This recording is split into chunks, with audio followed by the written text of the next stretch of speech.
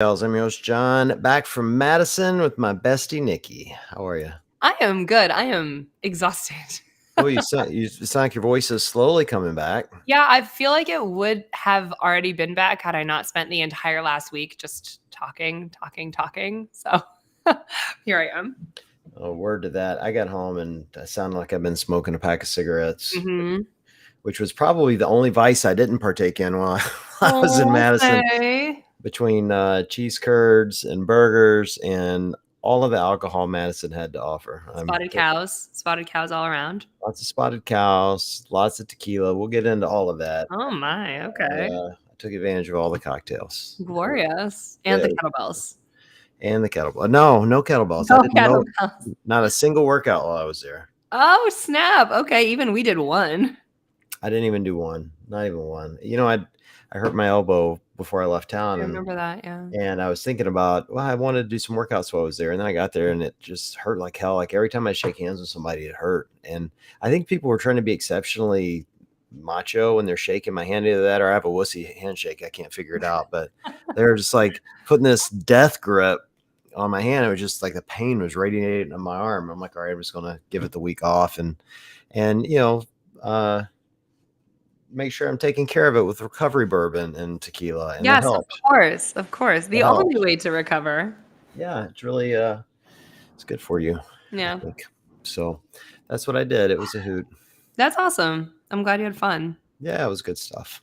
It was really good stuff. So, but I'm back now. So let's talk about let's recap the games. Yeah, let's talk about it. I'm like, how much fun was it for you? So much fun. This probably was my favorite year ever that we've ever done. And that's saying a lot because I did the math and I believe it was either 2013 or 2014 was my very first year. So I'm like, I've been doing this now for the stream for a long time. Right. I truly think this was my favorite games. Really? Yeah. What how so? Well, I feel like the programming just was off the charts. I feel like Boz just hit it out of the freaking park. And from a fan standpoint, I just was stoked to watch what he came up with. And then from a broadcast perspective, it posed a lot of challenges to us. He was asking a lot from the team, but I've never had the team so accessible. Like Boz met with us every single morning. Oh, look at me. Still no voice for 3 days. I know. Hey, also, there's some sort of wicked static on your side. Oh, really? Shit. Yeah. Hang on. It sounds like it's on your microphone.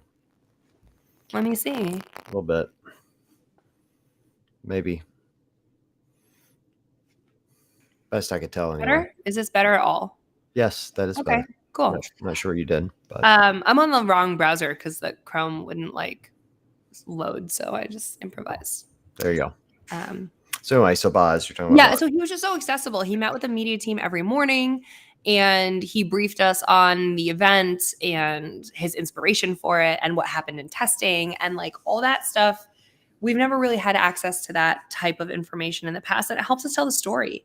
It helps us explain to everyone where it's coming from or who you should watch for what reason or what the time to beat was from the demo team. All those little kernels, nuggets of information were we've never had that before. So kudos to Boz. I think he really made it. And then obviously I got to be there with my family. That was rad. And a shitload of work. Hi, Griff. Hi. A shitload of work. And it was honestly probably one of the hardest years in terms of trying to manage my time and my schedule. I had to be like last year I was Matt needs creds because he needs to be let into the areas I'm in case I'm hey, I'm at the truck, but my water broke. Come get me. Right. This year I was Matt needs creds because I'm still breastfeeding. So I had to be hey, I have a 10-minute window. I'm, at the North Park, just come onto the field and hand me that baby real quick. Right. So we made it work, and it was an adventure. But I think all that combined just made it the most fun for me. It's interesting that you would say that Boz was so accessible because Dave had such a reputation for being warm and fuzzy that it's weird that you even noticed the difference. It is so not that Dave wasn't warm and fuzzy with us. It is just so very much that I think he just always seemed slammed. He was just so busy. And we didn't really ever like sit down with him and review. Now we've always sat down with JB. We've always sat down with other people from HQ.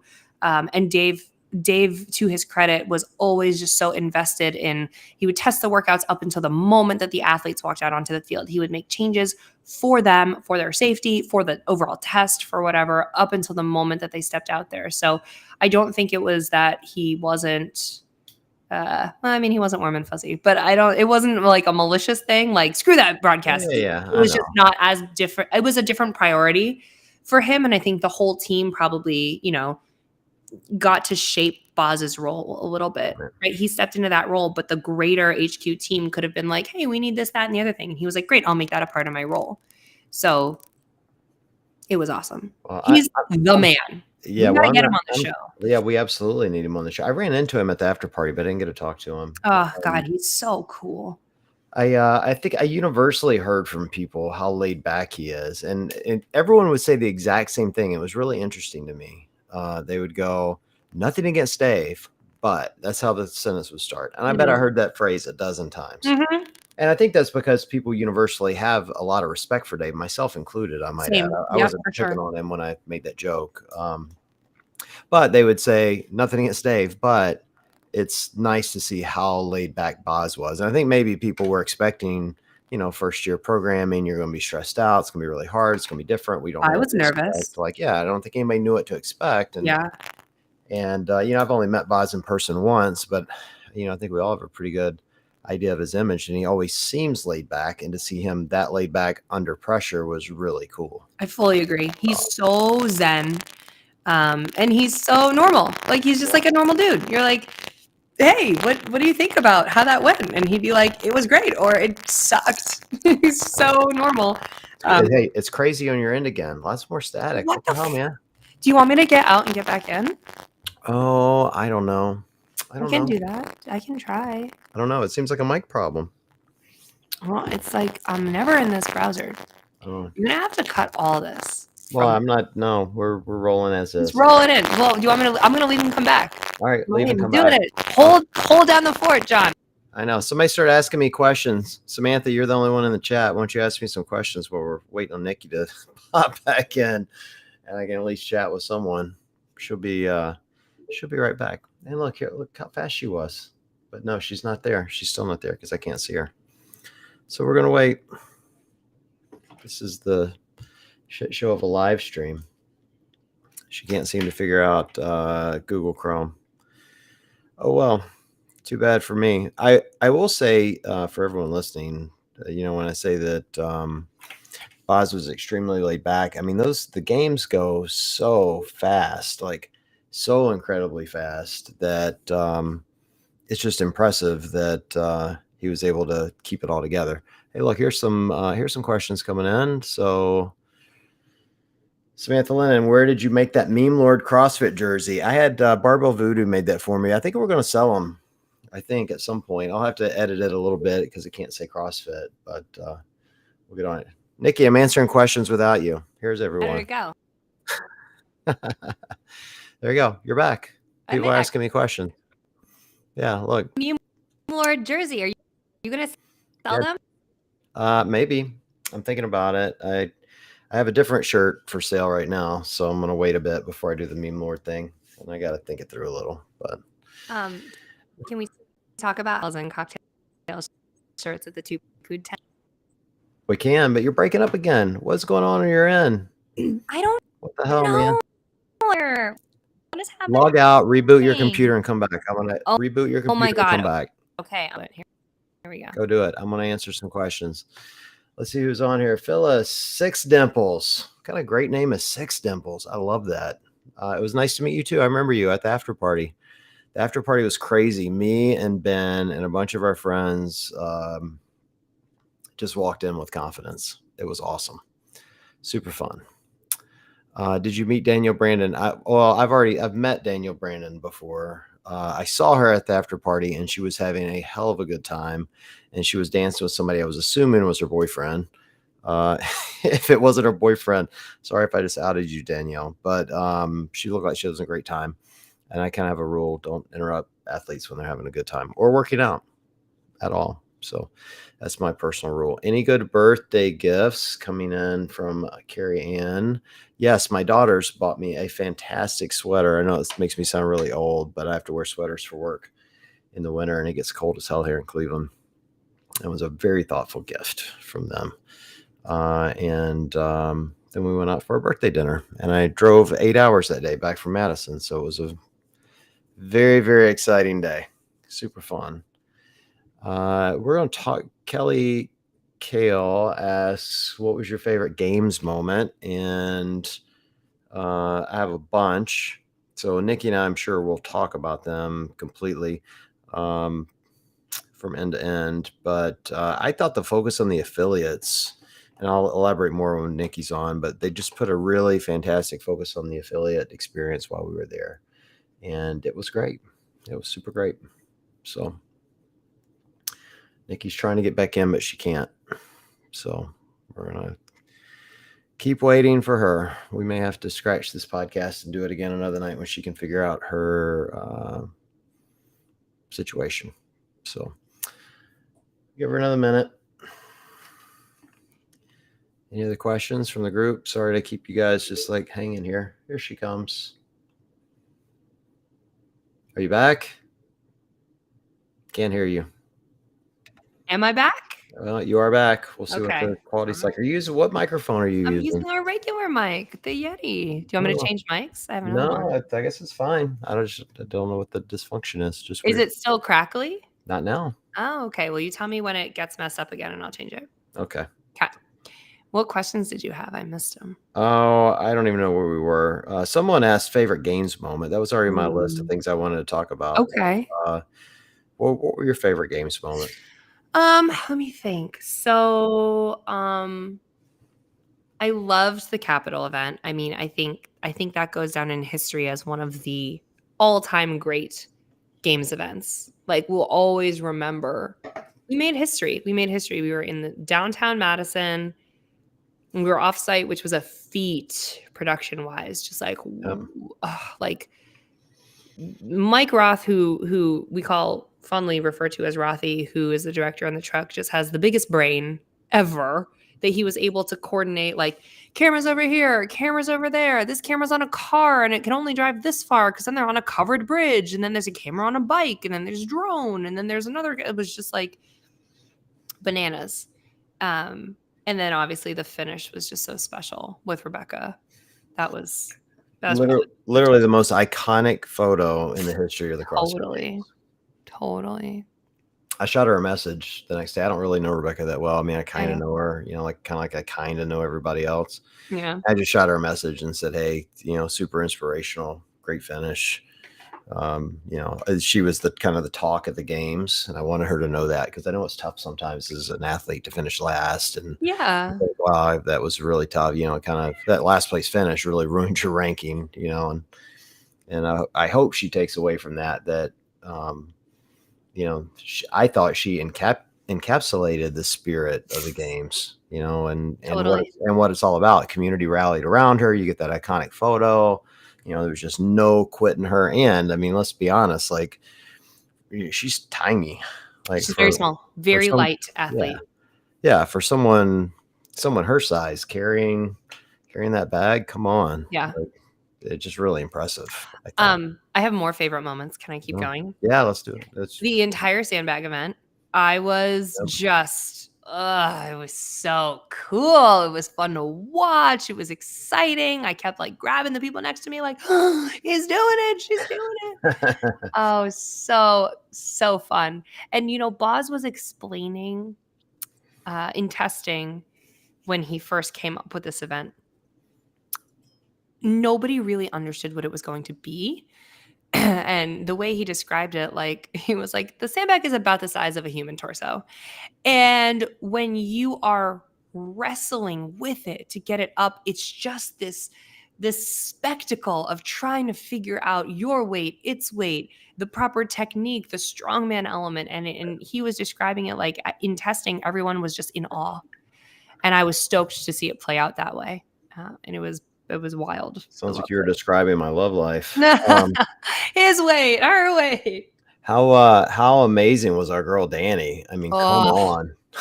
just wild. Just what the whole thing was wild. And on the other hand, so I had a chance to interview her and Jacqueline Dahlstrom, who came in second, because they just had like completely different techniques. And it was so cool to see them both get to the end. It was awesome. And like such different women, like built differently, different strengths completely, and like totally different techniques. And they both just crushed it. I loved it. Oh, it was amazing. Did I tell you I ran into Danny? Did I tell you this story? I don't know. I was it was after, I forget what day it was after, but it was after events, obviously. And I was Yeah. walking around downtown going to meet some friends. I guess it was after day one. It was whatever day the jump rope happened, right? And so I was walking around downtown, and I hear somebody go, "John," and I turn around, and there's Danny like leaning out of her car. And so I go running over, and she gives me a big hug, and I'm like, "What are you doing?" She's like, "I'm going back home. I gotta go back to the hotel. I gotta rest." I'm like, "You need to go home and work on your single unders because you jump funny." I love it. I love it. I love watching professional athletes that get tripped up on single unders.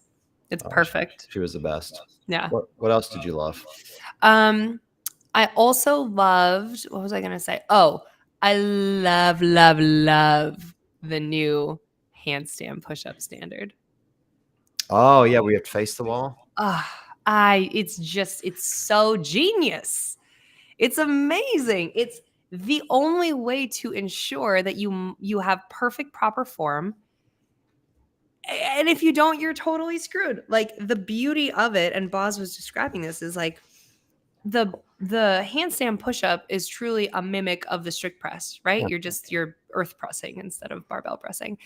And so many of us do the like lean back bench press version of a strict press. And if you're facing the wall, you can't do that. So if you have any kind of arch in your back, it's not going to happen. And I think that there's a place for regular handstand push-ups and kipping handstand push-ups and arch your back handstand push-ups 1,000%. There's also a place for demanding proper technique and strict technique. Yep. Did you hear that? Griff just hit his head on the table. You're too much. Go lay down. That's awesome. I liked watching it live in person because it certainly cost some athletes some spots on the leaderboard, no doubt. Yeah, it did. Athletes who I did not think would struggle. It hurt Ricky quite a bit. It did. It hurt Danielle Brandon quite a bit too. She's excellent on her hands. Yep. So it was very, I loved it. Very, very interesting. What else? What else did you love? And those are like my tops. Turn down your speakers a little on your end because I can hear myself. We're just a mess. We're just a mess tonight. I know, we really are. My other favorite moment of the games was getting to hold Hunter for the first time and have him love me. Oh my God, he loved me so much. He loved me so much, as all babies should. And you thought he would cry. Well, I mean, look, he's never met me before. He's seen me via video, but he didn't know who the hell I am. True. You know? No, he was so happy with you. So it was kind of cool. I loved getting to see Ricky compete. I got to be honest. It was funny. I had a little bit of confliction when he was winning, not because I don't think people deserve second chances. And I like Ricky fine. I love Justin, this coach. Just love that dude. And I don't really know Ricky at all. But there was a little part of me that was conflicted in this year that we've had a lot of people popped that if he won, would it put a negative light on the games? I mean, obviously it didn't come to fruition. But I want to give that guy credit, man. He's all heart. He worked his ass off. He looked great all weekend. Yeah. He certainly deserved to be there. I mean, a very consistent weekend other than a couple little blips. And I talked to him, shook his hand, actually. I was at the after party, and he was partying with all the Australians. And I know most of those guys. I don't know Ricky at all. And his shirt was half ripped off. I'm not sure how, but those Australians are crazy. True. They are maniacs, and I love them. And so I just went over and shook his hand and said, "Hey, I don't know if he knew who I was at all, but I was like, hey, I just want to let you know you were super inspirational this weekend. I know you didn't finish where you wanted, but you got a bright future, and you'll certainly be on top of that podium sooner than later." And he was like, "Hey, thanks so much. I really appreciate it. I had a great time. Glad to be here." Yeah. I fully agree. And I'm ready to like plant my flag in the sand about this. Ricky fucked up. And he tried to cover it up, as we all would in that position. And then it was really like proven. And then he admitted to being an asshole about it. He admitted to being like, I shouldn't have said that. I shouldn't have doubled down. I shouldn't have been a dick. He admitted to all that stuff. And then he served his time and came back. And he's been working his butt off. And he has an excellent coach and team behind him. And he absolutely deserved to be there. And what I don't like, and I'm saying this out loud, and I hope everyone really hears this, there were a couple times that the crowd booed him. And I think that is bullshit. There's not a lot that upset me over the weekend, and that really upset me because this is CrossFit, and this community supposedly is wonderful and welcoming and supportive, and we cheer on the last athlete, and like, that's bullshit. He's here. He served his time. The entire sport has sanctioned him to come back. The court of public opinion does not have the right to boo that athlete, and I just want us to be better. Like, be better, CrossFitters. Come on. It actually didn't bother me. I'll tell you why. I'll tell you why it didn't bother me though, because it's a sport. Like this isn't. I don't view the CrossFit Games as CrossFit. I view it as a sport of CrossFit, and I believe over time as it gets bigger, you're gonna have more and more athletes get booed. Like you're gonna have more that come in that do dumb shit. Like to be honest, I'm a little surprised Danielle doesn't get booed by some people, and I say this with love for Danielle. She had several moments during the games where she would get a no rep and she would get visibly pissed at the judge, or she does her typical fingers to the crowd thing. Like she plays the bad girl, which is cool. Like, and again, I love Danielle, so I'm not critiquing her here, but some people don't like that. And I think as the sport gets bigger, you'll have people booing someone like that. Like she's like a John McEnroe type of athlete, And, I hear what you're saying. I do. So it doesn't bother me. I think if anything, like sitting in the crowd, it felt like it was almost like they were booing as a joke, if that makes sense. Like they weren't like, well, just from where I was sitting, again, it was just my perspective. Whether they were or they weren't, I couldn't tell you. It was just like I was sitting up in the nosebleeds because apparently memeing doesn't pay very well and get you good seats. No me millions. Yeah, no me millions. But from where I was sitting, they would call his name and people behind me would boo, and then I'd hear people laughing, So yeah. I don't know if it's the same people laughing or it's just funny because somebody was booing. And, keep in mind, I was probably, 3 or 4 beers deep at that point. So sure, of course. Who the hell knows? But yeah, I hear what you're saying. I do hear what you're saying. I don't think that CrossFit is just a sport. I think that we're just very unique. We're unique in that we all rise up from the affiliates. And I think the CrossFit Games is directly related to what happens in the affiliates. And people see the games on the stream or on CBS. We were lucky enough to be on network this year. And they say, I want to step into a CrossFit gym someday. So I just think it's different. And I want the spirit of what we do every single day in our community to be reflected throughout the entire scheme, from CrossFit Health to CrossFit Affiliates to the CrossFit Games. Like, I just don't like that. But I do understand where you're coming from. I just don't like it. It will, though. I think it will. I mean, I live in Cleveland, and if you're winning, people don't care what you did. Like we had a guy on the baseball team here when it was the Indians prior to them turning into the Guardians. His name was Albert Bell, and he was a world-class home run hitter, and he was the world's biggest jerk. He hit a kid with a car, and the city loved him. They would have built a statue of that dude out front, So my point is, it's like, Ricky keeps winning. He ain't gonna get any more boos. I know. I just didn't like it in the spirit of who we are. I get that. I tell you what, I really liked. I love the fact that the competition was very close on both sides up until the last day. Yes. Extremely close on the men's side, right up until the last event. Yes. It was. I don't know how I felt after day one when Tia wasn't leading. Like I had this feeling in my stomach, like the world wasn't right. Like it wasn't spinning on its axis. Like I loved it. I'm here for the drama. What is going on right now? It was so weird. I'm here for the drama. I love it. And I love that she admitted it. Yeah. When I was like, what's going on? She's like, well, I had a little bit of a rough start. You know what I mean? Right. I love that she wasn't just like, oh, that was nothing.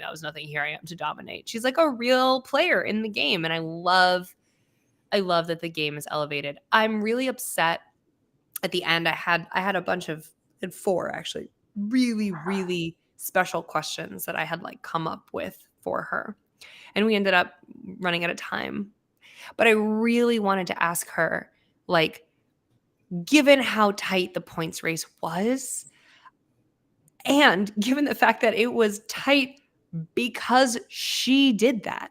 Like, Right. she pushed those athletes to get good enough to beat her. She is the reason why every single person has been training 10 times harder than they were 2 years ago, 5 years ago, 6 years ago, technically. Right. And it's like because of her, like she elevated the field. So I really wanted to pose that to her as a question and ask her about what she wanted her lasting impact to look like in CrossFit. But we I ran out was of time. I was really intrigued how Boz uncovered some of her weaknesses, though. Like, she can't do Single single unders. unders. Yeah, she can't do Yeah. single unders. She's not great on a bike. She's okay on the bike, She's but, like, okay. Yeah. she was okay, but she didn't dominate. Like, she got beat by Haley, who's also great, but Yeah. I guess my point is like, he found some weaknesses in her game Yeah. and exploited them, and it was really cool. Like, when she started failing on her double unders, I think that she finished that workout, like, in the 20th spot or 23rd or something, When and she didn't move on after the first cut. yeah, it was crazy. Like, we're all And sitting looking at each other like, Claire can't do single. Like, what the I hell's going on know. right I now? know. I know. It was awesome. And it was beautiful programming because it wasn't even Yeah. necessarily that she couldn't do single unders. He added that element of unbroken, like that pressure, mental and physical pressure. And that, man, that was just smart. How about Justin running into the crowd and hugging his family? Oh, my heart. I know, right? One of Yeah. them, like, really sweet. And they weren't in the end zone this time, which is where I thought they were. So, like, they call his name and he goes running the crowd. I'm like, where the hell is this guy going? And he was Yep. chasing down Mama Medeiros, who I ran into, by the way, at a party. Shanna. I Oh, she's the went and gave her a best. big hug and talked to her for a minute. And I'm like, She's hey, the your boy's best. giving me heart palpitations. And she's Right? like, oh, me too, but I don't really care if he wins. I just want him to have a good time. I'm like, come Oh, on. I'm like, come on. mama. I'm like, you want him to win? She's like, I yeah, I want him mean, to win. yeah. I'm like, you're killing me. John, can I answer this question from Phyllis? Can you put this up on the screen? Yep. I met Phyllis. Phyllis Six Dimples. Hi, Phyllis. She has a lot of The, dimples. the question is, what do you think about the Tia retiring announcement by the MC? It seemed like it was glazed over, and Tia didn't say anything about it in her second interview. Okay. If I can be totally honest, I'm still a little bit confused on what is happening. So did you listen to Sean and Tommy talking? Yeah. I talked Okay. to Sean about it the next day. Okay, yeah. So Sean, the only reason I ask is because he went in depth on their podcast a little bit more. So if you want his side of it too, you should listen to him. But basically, what happened was Sean was told by some members of Tia's camp that she was retiring after this event, and they wanted him to announce it as she crossed the finish line. So he was told that. He confirmed that. He had what he thought was good info. I was told that as well, that Sean was told that. And I was also told that I was waiting for her moment. I was waiting for her to say it, like take the mic out of Boss's hand or maybe take her shoes off and leave them on the floor. Like, that's why we kind of let her like run around the stadium with a flag and whatever. I was like waiting for some sort of moment so that we could talk about it. And then she didn't do any of that. And so then when I started my interview, I thought to myself, I want her to be able to say it in her own words. I want to give her that moment to explain to us what's going on here. So that's why I asked, like, do we see you back or is this it? And I really thought she was going to do the thing and say the thing. And when she didn't, I thought to myself, you know what? Can you imagine how much she has going on right now? Can you even imagine, like, she probably can't even process, let alone think straight, let alone whatever. Maybe she truly doesn't know yet, or maybe she wants that moment to be different for her, or maybe I don't know. But when she didn't answer, I was kind of like, okay, so shit, we'll see. And then I don't know. And then sort of like Kiki sort of said something over on the mic as well about how like the award ceremony was going to be her final event. So then we kind of thought she'd say something there, and then she didn't. So again, I'm kind of like, she probably just doesn't know yet, or this isn't the moment the way she wants it. I don't know. So I haven't seen any confirmation anywhere that she truly has retired. I don't, like, everyone's like, is she, isn't she? And I kind of don't know. I'm kind of waiting for something official to come, like on her Instagram or on her YouTube or something. I'm not convinced she's fully retired. That's me. Yeah, I'm not convinced either. I talked to Sean about it, and the one thing I can tell you about Sean Woolen, that dude is a consummate professional, and there's Yes. zero chance he would have talked about that on on the air had he not had confirmation that it was okay to do so. Now that doesn't mean that she didn't change her mind in the moment or just decide that, hey, maybe I want to hold off for a Yeah. different time. Yeah. Or like, I'm sure there's, thousands of emotions running through, not to mention she didn't dominate this year. So I'm sure, like she was relishing in, holy crap, I pulled this thing out, You back. Yeah. and she is quite literally the most dominant athlete that's ever played the sport at this point. And, I don't want to put words in her mouth, but I think she's absolutely got earned the right to never tell us and just keep competing as long as she wants. Who cares? 100%.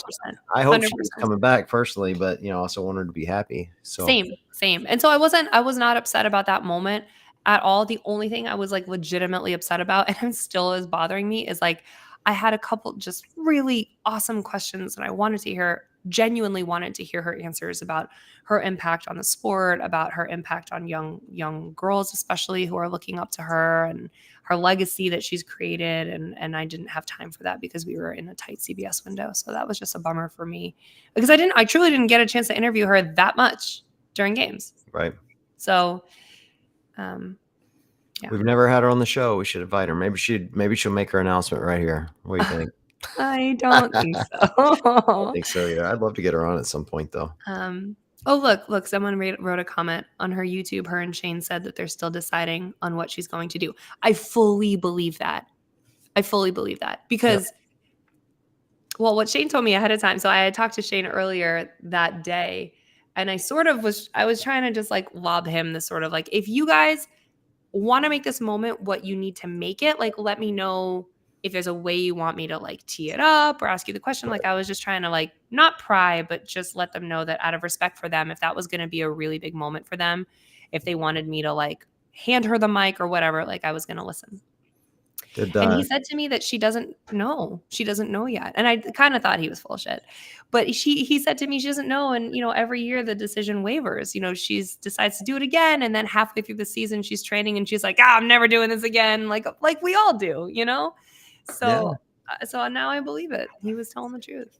I would have to believe that, winning titles like this is like being it's like this a bad analogy, but it's like being an aging rock star. Like you don't want to get off the stage. You still got people cheering for you and you're still killing it. And you're still killing it. Yeah, totally. And oh man, that's gotta be a tough decision, right? Like people are still cheering for you and you're still winning. You're not winning as hard as you did before. And does that mean you don't win at all? Because I would want to go out on top. Yeah. Who knows? I don't want to put words in any of their mouths, but I think people are looking at, Frazier made the decision after 5, and it seemed like a relatively easy decision for him. Like when he came out and said, they want to start a family at some point, and he's got kind of other goals in life and, better quality of life. And it just makes sense. And I think everyone assumes that all athletes think that way. Like once you have set the biggest record ever, it's time to step off the stage. And some athletes don't mind leaving on a down note, like Michael Jordan's a great example of this. Like I always have viewed her as the Michael Jordan of our sport. People and he was the greatest ever to play basketball, my opinion, most people's opinions. Yeah. And has, 6 titles, I think it's right. People often forget he played for the Washington Wizards on his way out the door and didn't win shit for them. Like, sometimes they just like to compete and play, so who knows? I hope she sticks around. I love watching her. I think she's a consummate professional. She, never gripes. She just does what's in front of her. Even when she has a bad workout, she doesn't even seem to be fazed by it. I mean, she gets, pissed like everybody else, but, she handles it great. Did you notice the meme I made that had you asking her the question? No. Oh my God. So this is the most random thing, Niki. So I'm going to look it up. I had gone to bed. Let me explain the meme to you. Okay. I'd rushed out of the Coliseum because there was this restaurant I wanted to go to. And with the after party, and I also wanted to get a nap in. So that's a busy day. It was. So I ran back to the hotel. I ran back, grabbed my dinner, and went back and took a nap. I wake up and I have a DM from Brent Fikowski. Oh, what? Yeah. Now, let me preface this right now. First of all, for everyone listening, Brent is one of 2 athletes that have blocked me, or one I of was 2 gonna say. CrossFitters that have blocked me over the years. Now he unblocked me since, but we've never really chatted. We don't really know each other. We don't know any of them or know each other at all. And what was really funny about it was the day before I had just said to someone, anytime someone comes up to me and goes, "Hey, I have a great meme idea," it never is. It rarely is a great meme idea. Okay. It's great for them, but I rarely find it funny. So I get this DM from Brent and it goes, "I have a great meme idea." And Oh. I'm like, here it goes. So it goes, take the clip of Niki asking Tia, are you going to retire? And then immediately clip in from the Wolf of Wall Street where he goes, "I ain't fucking leaving." Right. You know that clip? And I'm like, oh my God, that is the funniest thing ever. And so I did it and it blew up. And so I messaged him. I'm like, "Hey, dude, when I retire, I'm going to leave the meme page to you." And he just responded, #blessed.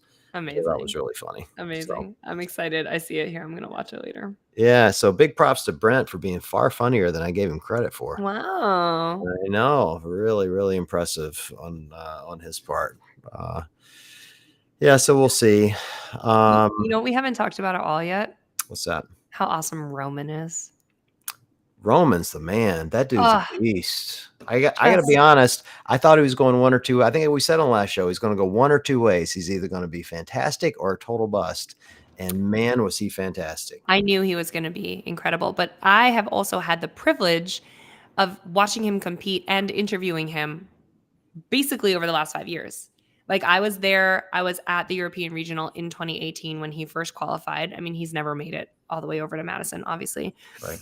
But I was there for that. It was the first time we ever had Russians qualify for the games, which was really cool. I have gotten to watch him compete and win stuff and interview him in Dubai year after year after year. And he's incredible. He's wonderful. He's sweet. He's gracious. His wife is so sweet and also a fierce competitor and also had a baby recently. And it was just like, this dude missed the birth of his son so that he could come to the US at a time where he like really figured out how to get here. And then he got to come to the games, meet his baby for the very first time and stand on the podium. It's unbelievable. And I would like to say this out loud. He wrote a handwritten note to Wilson from HQ, thanking him for all of his years and efforts in trying to help him with visas and getting him to games. That's awesome. Hey, That's the kind of shit that like no one does. yeah, I loved him, and I thought he was a good sport. He Yeah. was smiling and having Yes. fun, and even events he didn't win, he was waving to the crowd and like Yes. you could tell, just Cheering people like on. living his best life. I was curious though because I missed it in the Discord chat because they were blowing it up every 30 seconds. Why was there no Russian flag next to his name? Was that an HQ decision or his decision? Yeah, no, I think I think that's how major bodies of sport handle it when there are, like world crises, global crises, and when there's a war and when there's, kind of this sort of overwhelming sense that this shouldn't be happening the way that it is, they pull the flag. So I don't think anyone had a problem with it. I think that people need to remember nobody wants war. Yeah, of course. Not nobody on the street, not on either side. So I just had several people ask, and I Yep. legit did not know. That's how the Olympics does it too. They just, when there's major conflict like that, they don't want that representation. Yep.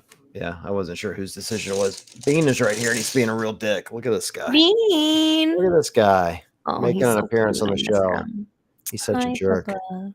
He's such a jerk. Did he miss you? Was he pissed when you came back? He was so pissed. So pissed when I came home.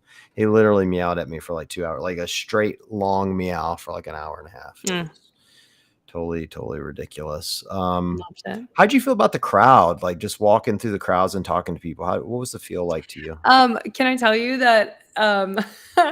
So first of all, this is really important. Thank you to every single person who came up and told me that they listened to this podcast, because I swear I forget, and I like legitimately don't believe that anyone gives two shits about what we say. Right. And that it's more than just our moms who listen. Actually, my mom doesn't even listen. I don't think my mom knows how to download a podcast. So that really warmed my heart. So I just want to say thank you for that.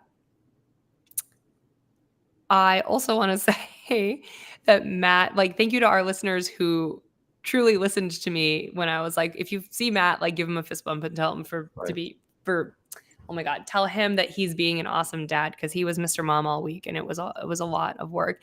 He told me that like 2 or 3 people literally asked to take selfies with him and Hunter.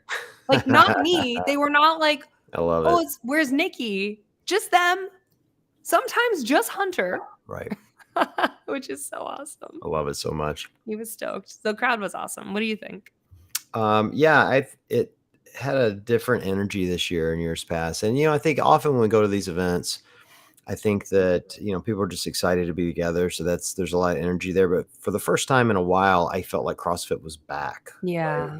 Like it really felt like it did, 3 years ago, or 4 years ago even. I also thought that CrossFit themselves did a spectacular job focusing on affiliates and everyday CrossFitters. And I thought that was really special. In years past, even when I've gone to the games, it felt like it was all about the games athletes, and it's an event. So I get that. This year, it felt like, all right, we're going to make a really concerted effort to make people remember that the real heart of CrossFit is in the box. Yeah. So they were taking, crazy great care of the affiliate owners. There were tons of seminars from CrossFit Health and training seminars for everyday athletes, like right in the middle of Vendor Village, which I thought was really cool. They had an entire charity row of, charities that are influential within the space. And I just felt like there was just a lot of attention, and all the volunteers and people actually from CrossFit were like smiling and happy and energetic and willing to help. And so the feel was just great. Yeah. I ran into the CEO. I don't know if I told you this. Oh my God. He is yoked. They always are. So was Eric Rosa. I'm not impressed with his fitness. When we get him on the show, I'll tell him that. But I'll give the CEO story so everybody can hear it. Yeah. So when I was driving to Madison, I get the press release. I'm on my email is part of their press release chain. I'm not even sure. I did not know. I was in a production meeting and you texted me that there was a new CEO. I don't know how I got on the press release chain, but I love it. Probably because I keep getting the press passes. And it's probably why you don't have it, because you're part of and you're an insider. Press. You're in cahoots. If only. Yeah. So I get the press release, and so I'm like, all right, I should put this on the page, but I'm going to do it without commentary, because I'm not making that mistake again. Right? And I don't know the guy. Like, I didn't have to research. I was driving. So I'm literally sitting in the parking lot of a 7-Eleven when I get this thing. And so I clip it, put it on my page, and I don't remember exactly what I said, but it was something like, at Don Faul, really excited to see what your leadership brings this terrific organization. That was it. Real generic, right? Again, not going to make the mistake of appearing as if I'm propping somebody up that I don't know. Right. Because I'm not in cahoots.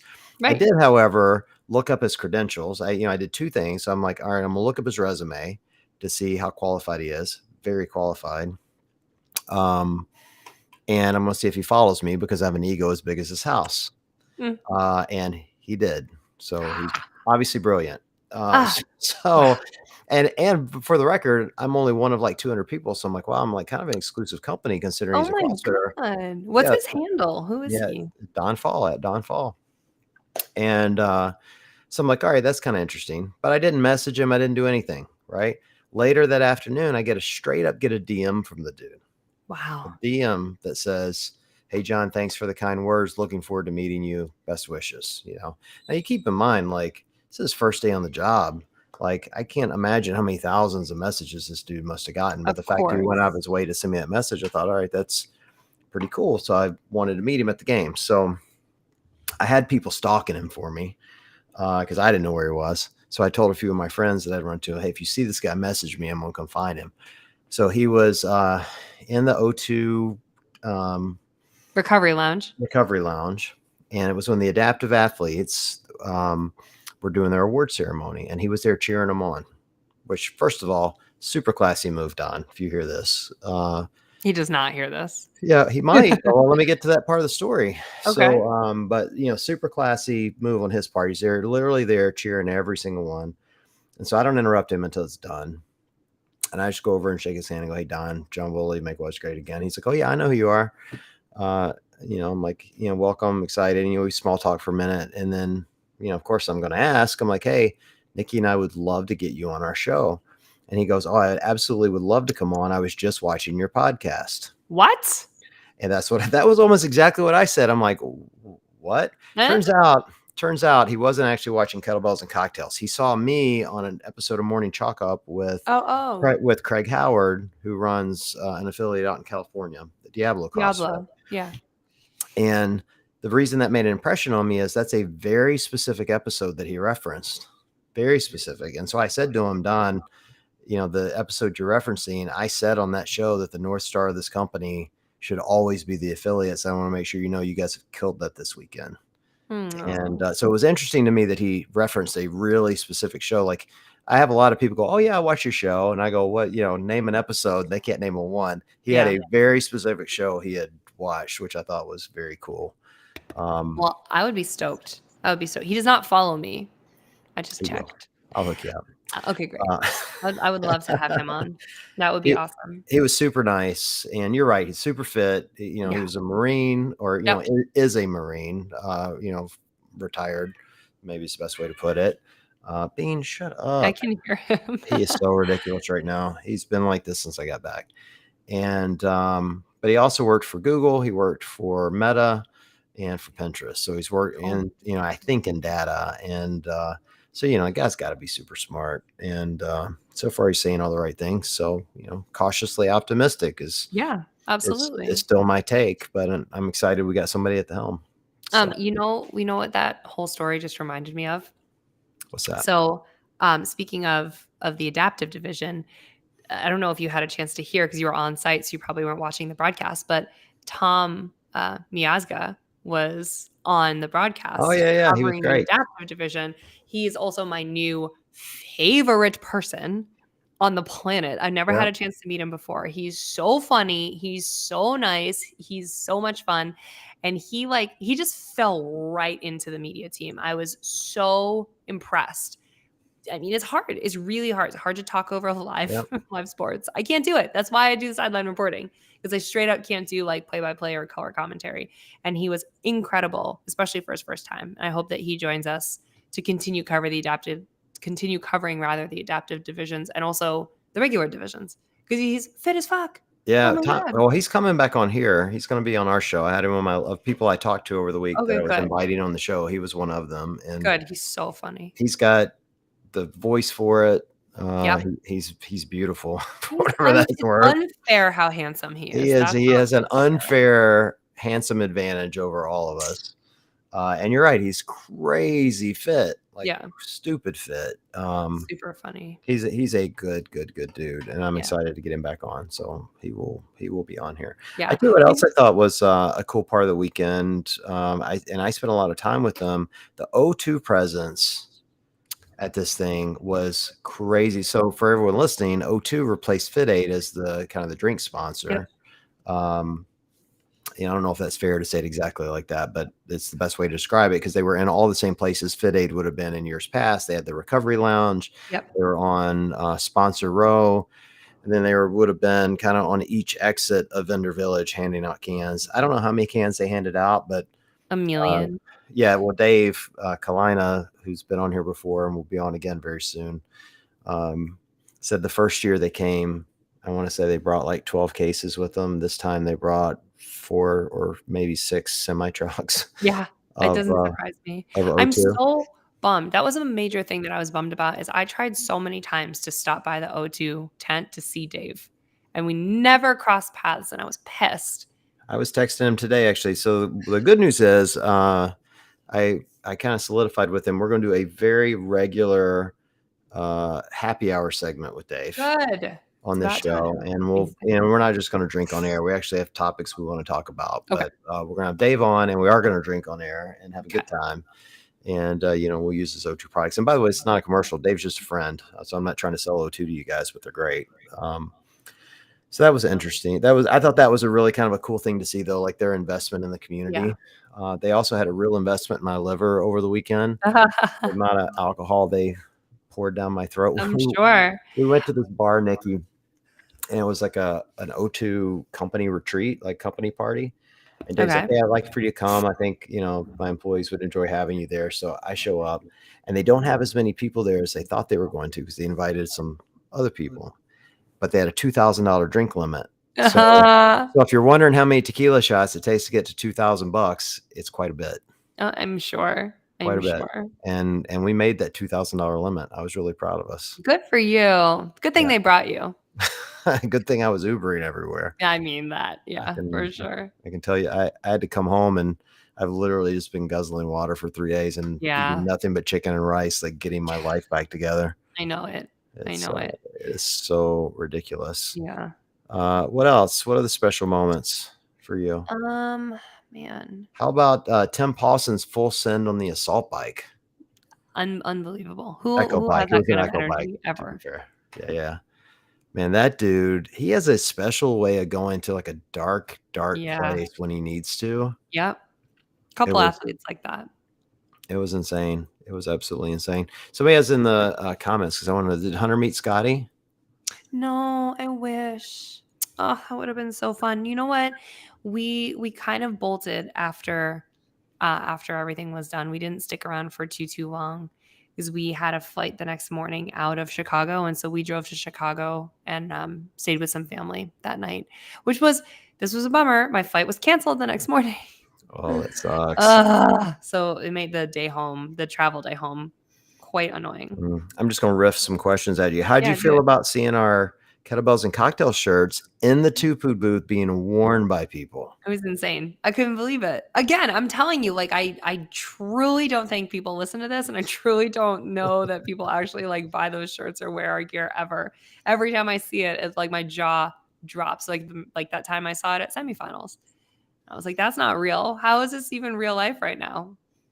Yeah, it's pretty crazy. My only it didn't feel surreal to me until I was walking around on whatever day it was. It was so hot. It was like 100 degrees and Yeah. humidity was ridiculous. Yeah. And I was wearing the Meme Lord shirt and it doesn't breathe very well. And I was just sweating my ass off, dying. Mm. I was just gross.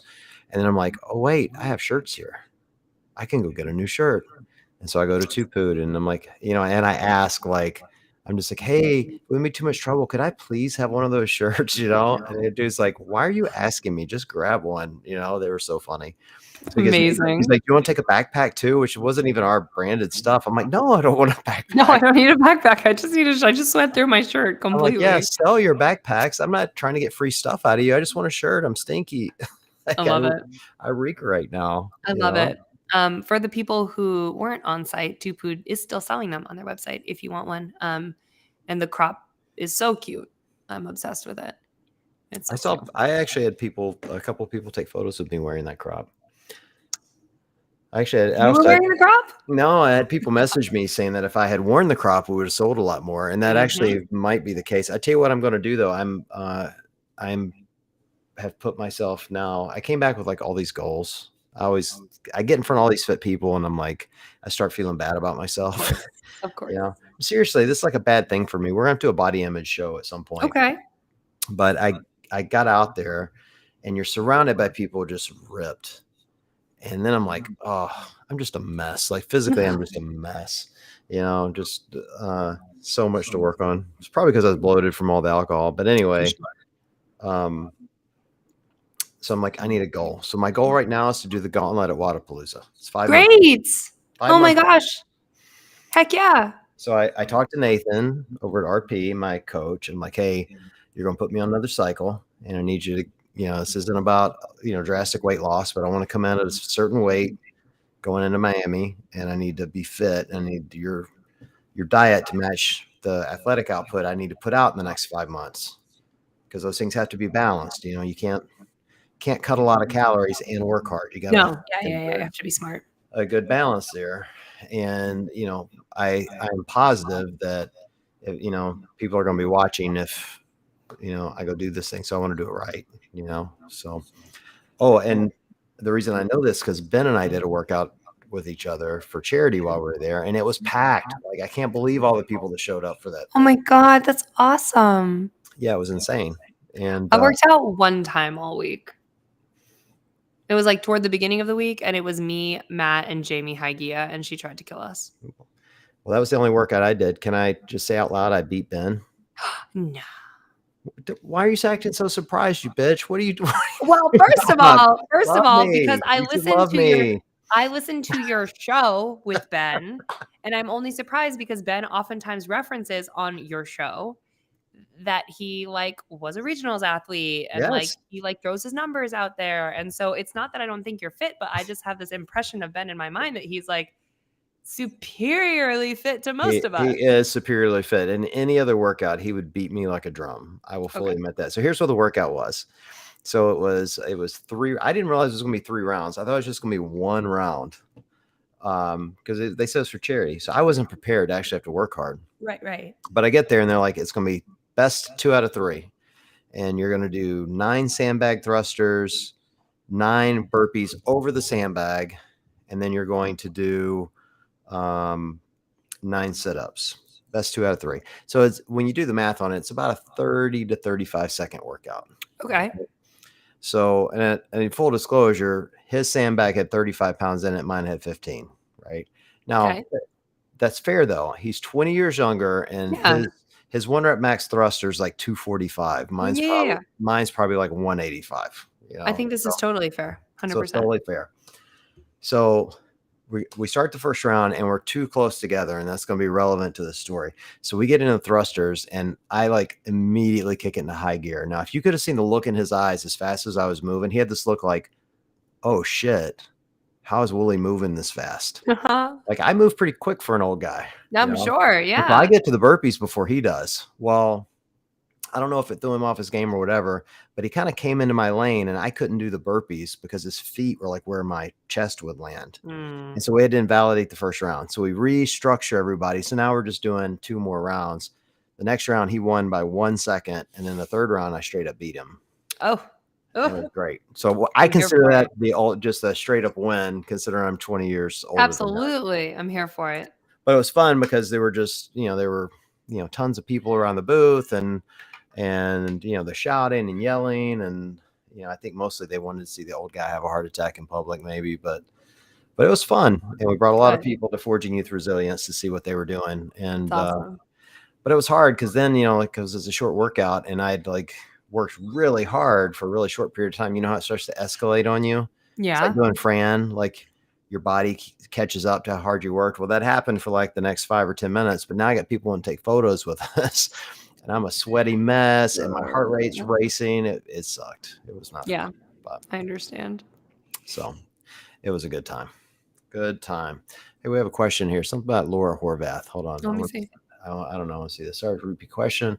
So anyone's radar, the silent epic comeback that Laura Horvath did during the Capitol run? That's a good question. Laura had a great week. What are your thoughts on Laura's week? think that she had it is absolutely on my radar. She didn't only have an epic comeback during the Capitol run. She had an epic comeback over the entire course of the weekend. Yep. When she charged up the leaderboard in those last few events, especially the alpaca, man, that was like, she's here to play. The fact that she ended up on the podium after a really devastating event with the handstand push-ups, she finished dead last, 39th. Yep. And remember, that is last because Emily Rolfe had to pull out of the competition after her medical emergency. That is bananas. Like that's unheard of. So I think that if for whatever reason Tia didn't come back, I think Laura could be a contender for fittest on earth. Yeah, I agree. I also thought, Danielle Brandon, would she finish 4th? Is that right? She had a great week. I really thought she was going to be on the podium at the very end. Like she was having such a good week. Like things were going really well for her. She had a few things where like things weren't as great, but all in all, like she looked far better this year than I thought she did last year. I agree. And I thought she was going to be there. So there was a little part of me. I mean, I love Laura Horvath, so I'm not disappointed she was there, but there was also part of me I felt bad for Danielle because I know she really wanted it. Yeah. You could just, not that they all don't, but you get my point. Yeah. It was very interesting. It was a very interesting week all around. I thought it was awesome. Yeah, I was blown away. I'm ready to go back. Let's do it again. No, I need a nap.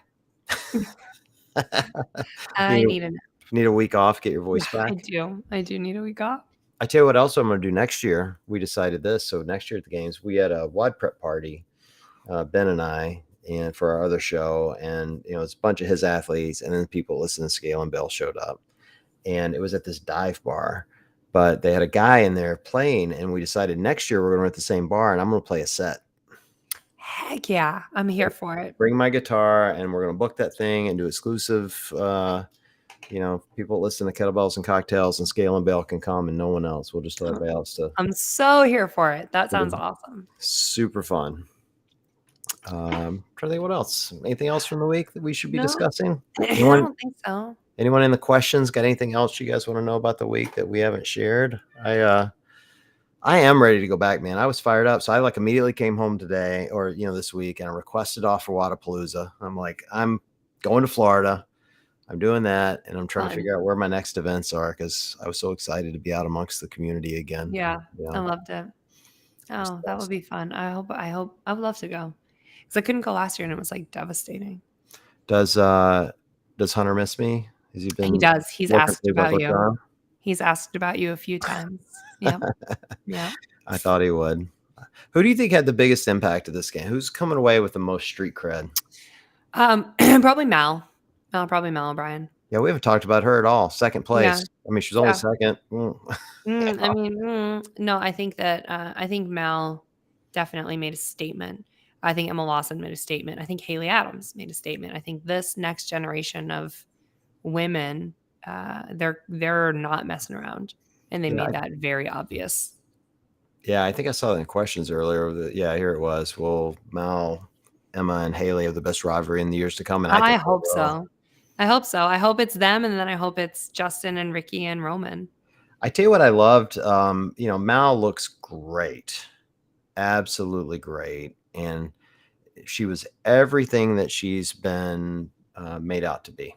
There was nothing surprising, but I loved the fact that Emma Lawson's like, I can do this too. Yep, 100%. And you can't tell me that the difference between Emma Lawson and Mal is light years, because it isn't. They're far closer than anyone wants to give credit for. And the other thing that occurred to me, everybody forgets, we got the other Emma that's help me out here, who didn't compete this year because she hurt her back. The other 17-year-old. Emma Carey. Emma Carey. Thank you. Sorry, Emma. I know your dad, and I feel bad for forgetting, but I'm old. Who is in that camp too. So you have a lot of really young women that are going to look great over the next couple of years coming into the sport. And so my point to that is, I'm not convinced I'm ready to crown Mal to be the next champion. It could absolutely be Emma Carey or Emma Lawson. Yep. Or it could be Freya Moosberger, or who was the other one we had on the show not that long ago? Really, who did Annika Greer? Annika Greer. There's so many of these really fit young women that are going to step into that role. So, again, Mal maybe will win for the next 10 years. Who the hell knows? But there's a lot. She's going to have a lot of competition. It's not going to be handed to her, I guess. Is the point. For sure. There's a comment also. Olivia Kay, Olivia Kerstetter. She's coming up. Thank you. She dominated. On the teen division. It was just interesting seeing these, when Emma Lawson came out for her event wearing the leader's jersey, for God's sakes, on one day. Mm-hmm. Holy crap, we got a 17-year-old wearing the leader's jersey. Yeah. How about, did you hear my interview with Haley after she was about to put on the leader jersey? And I was like, what do you think? And she was like, what? Right. Oh my God. Oh, I love Haley so much. The only thing limited Haley is strength. That's it. Because she is so fit and so talented and funny and everything you want the sport to be. So I'm hoping that she clears that hurdle, because I could absolutely see her up there. Yeah. Fully agree. Big fun. And I think you're right on the men's side. I think you have those three, but I think there were a few others that kind of underperformed, which I don't think is the right term, but they didn't. I agree. Didn't achieve what they wanted on the men's side. That will still continue to, make this a very competitive sport. I think it may be time for some of our favorites to go team. You think? Yeah, I do. Who do you want to go team? I don't know. Let me pull up the stats before I talk out of my butt. But hold on, the games app is still on my homepage from last week. Well, they all may be more apt to if Rich decides to actually step down and retire. Ain't that the truth? Okay. So, for example, Noah. I think Noah would put together an insane team. And we already know he trains with the best. They Yep. have an epic training camp. I think it would be awesome to see him on a team. Oh, look, everyone in the comments just agreed with me. Yeah, look. Yay. Same with Cole Sager. I Yep. think Cole Sager would be his team would win. Like he would carry that team across the finish line. Well, Noah and Travis Mayer Travis Mayer. and what's his name? Chandler had a team together at Wadapalooza last year, and they dominated together, the three of them. Yeah. So you're right. That could be good. There's somebody said Katrin and Sarah Sigmundsdottir on a team would be on a fun. team. So that would be so fun. Yep. Tim Paulson on a team would be insane. Yep. I feel like they would bring more. I don't know. They would bring more eyeballs over to the team competition, and especially if Rich ends up retiring, which did he say he was? Is this kind of like a Tia situation? I don't know. I heard rumors from people, but I didn't hear him actually. I haven't heard him say it yet either. So I just feel like you're right. Like if Tia retires and the women's competition goes nuts, and if Rich retires and the team competition goes nuts, it would be really fun to see some of those athletes who we know and love over there. Yeah. How awesome was it to see Brooke back after her injury and place 5th, says my. I have no arguments there. Brooke looked great. Insane. Best games performance to date after everything that happened. That was really cool. I got to be honest. Like she went out on the floor to do the sandbag thing, and I was having PTSD, and I'm not joking. Like I was having flashbacks because I watched that event live when she hurt herself, and it was horrific in person. And so when she went out to do that, I'm like literally sitting there praying, please God, to protect this girl. Like I do not want to watch this again, Yeah. And she killed it. She looked great, She crushed. Yeah. I'm really glad that I bet she had PTSD out there again. Well, that was my point. Like if I'm sitting there nervous, yeah, like just what an amazing accomplishment for her to be able to go out and do it physically and mentally, because I think that's equally hard. Totally. Totally. Yeah, really, really impressive by her. So, and I don't really know her at all, but super proud of her. That was good stuff. And let's see here. We'll let everybody else do our research. Rich said he's given it a few more weeks to decide. So look at that. But he said if he stops doing team, he's going masters. Ooh, that would be fun. He just can't quit, man. He can't do it. He's going to have 20 trophies before he's done actually competing. Can we talk about the Spirit of the Games award? Who picked that thing out? Who won it? Well, Noah won it, but it looked like a big dildo. Did you see this thing? Oh, I did see her. This is the worst trophy on the planet. Now, first of all, I'm not making fun of Noah. Noah, if there's anyone that deserves Spirit of the Games, it's that dude. Like, yes, absolutely. All positivity and energy, and loves me some Noah Olson. So this is not making fun of him, but that trophy's horrendous. It's just bad. It's bad, man. It's bad. It's meme gold though. So thank you, whoever picked it out. Thank you. Yeah. It is meme gold, to say the least. All right. Anything else? Do we have anything else? I'm ready for bed. Are you? Yeah. Your new house looks good. You have furniture back there now. It's getting there. We have some couches that we're returning parts of tomorrow. Next week, my background will be different. Oh, there you go. Why are you returning the couch? What's wrong with it? We got a big sectional, which this is a stupid adult goal thing. We've always wanted a sectional and we got one and we feel really excited about it, Matt and I, but we got the wrong ends. We had a left chaise and then we need a right chaise, which is the whitest, most privileged sentence I've ever said. There you go. There you go. The only thing we didn't talk about was the after party. That was fun. I did not know because I did not go. Well, we crashed it. I have an amazing video of Shane Orr dancing that I actually sent to Tia and said, hey, I'm not going to use this, but you may want to use it at some point to blackmail Shane. And she messaged back and goes, no, you should totally use it. Amazing. I know, which I thought was really gracious and funny of her. Sweet. This was my first year not going, and I was sad about it. It was cool. It was different than the old Fit 8 after parties. It wasn't as much debauchery, but there was plenty of alcohol. The music was good. At some point, Vellner was out on the dance floor, literally on Paul Tremblay's shoulders, which was funny to see. And the place was going crazy. Everyone was there. I ran, I'm not going to drop too many names here, but I ran into one athlete, and I'm like, "Hey, how you doing, buddy?" And he's holding a margarita because these athletes don't know how to drink because they're athletes, and so Mm-hmm. they always end up drinking like fruity, sweet drinks usually.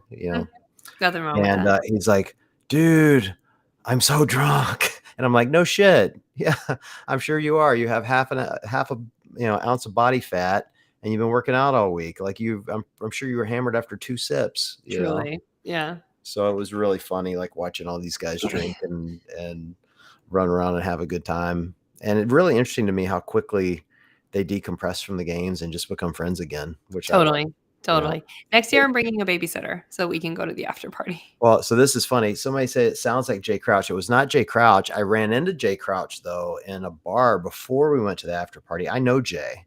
One of the very first memes I ever did was of Jay and Rob Forte. And it was actually kind of the meme that launched the page.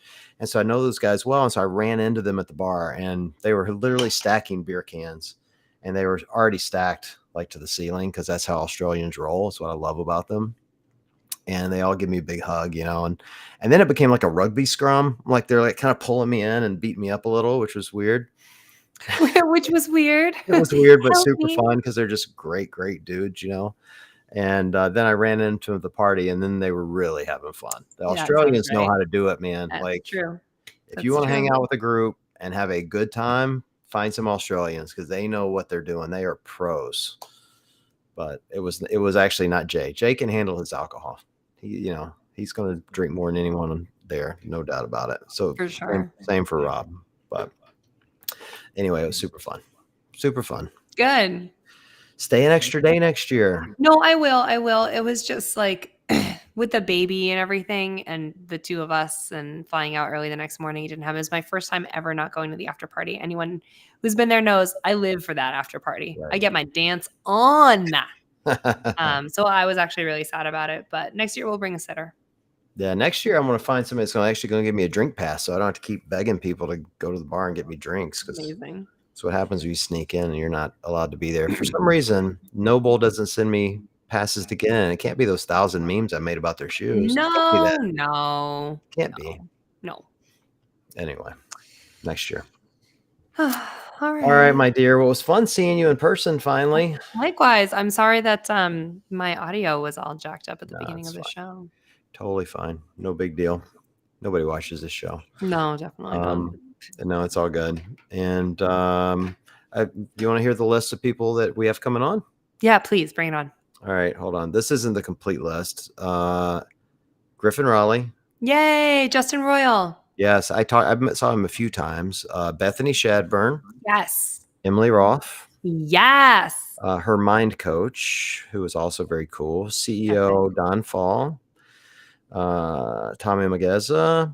I met Rob, the world's strongest gay. That's his title, not me making a joke. Rob Kearney.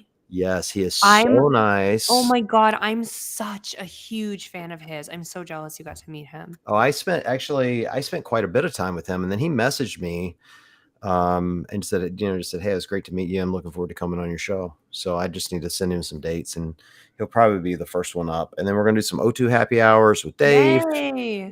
There's also a CrossFit movie coming out called Strong Enough. It's about an athlete.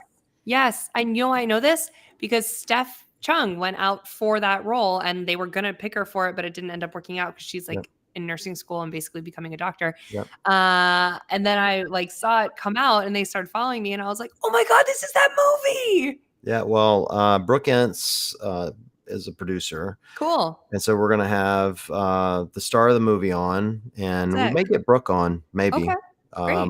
But we'll certainly have someone on from the movie who put it together. So, kind of a fun list of people coming up. There are a few others here and there that I talked to that, we'll try to get on pretty quick. But everybody seems to be pretty excited and, lots of good contacts. So I also have a bunch of athletes and professionals lined up for some more focus on female episodes that I'm working on, specifically around aging athletes and training into menopause. And there's a really cool specialist I'm talking to about coming out on and talking about training around your cycle. And just people have been sending me recommendations. I take them all to heart. Just everyone was really busy leading up to games. So I'm going to be scheduling a lot more of those coming up too. Well, I think it's going to be a fun time. We got a Yeah. lot of stuff coming. So that was the beautiful part about going to the games and not actually podcasting was got to talk to a lot of people about coming on and doing it the right way. So, Totally. good stuff. All right. All right. Well, I will let you go get your nap finally, get some Thank sleep. you. Thank you. And for everyone listening, we appreciate you guys joining. Sorry for all the technical issues, but sometimes can't be helped. So with that, we will see you guys next week. Take care.